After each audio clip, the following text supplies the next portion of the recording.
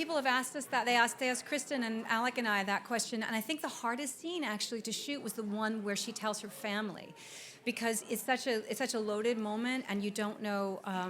We didn't know what happened before. We were trying to concoct what happened before, and how you would give this information to people, and what would the kids think. And we thought, well, naturally the kids would probably think their parents were getting a divorce, and so there were so many different elements in it that was actually the most challenging one to shoot.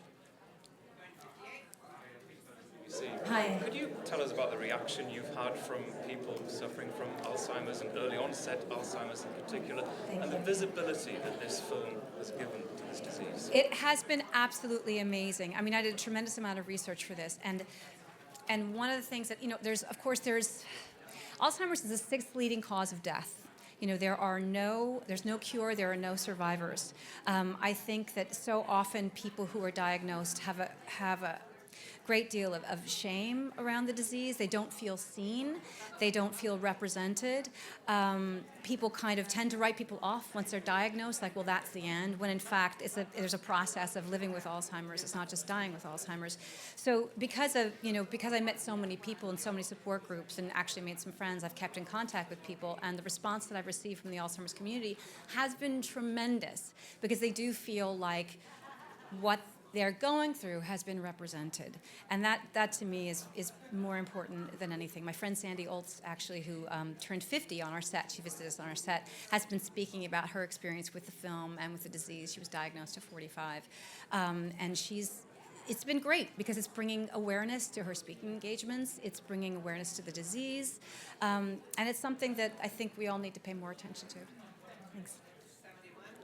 Hi dear, Kiki from China. Actually, your seventh son just opened in China. Yeah. We loved it. Thank you. So I was going through your IMDb page. You shoot so many movies every year. How do you do that? Can we see you on Workaholic? Well, no, I don't think so. I mean, Seventh Son we actually shot a couple years ago. So it just happens to be coming out now. Oddly, Still Alice we shot not even a year ago. That was last March. So the incredible thing about that is the speed with which it came out. That never happens, that we got it financed for one, and then we got into Toronto, and then Sony Classics picked it up, and then it came out. And so when the Oscars are over, it won't have even been a year since we shot it, which is nuts. We're going to end it with the before and the back. I didn't get any laughs. All those other guys got laughs. It's terrible. Hi. What does an event like this mean to you, where there's no immediate award or pressure on the line? Oh, it's so fantastic. And my publicist friend Steve Newvain said, don't you feel like you're on like a great big press junket for a movie, and you guys are all in the same movie, and next you go to Paris, and then you go to London, and it does kind of feel that way. I mean, we've all gotten to know each other. It's always exciting to see people. I've worked with so many of the other nominees.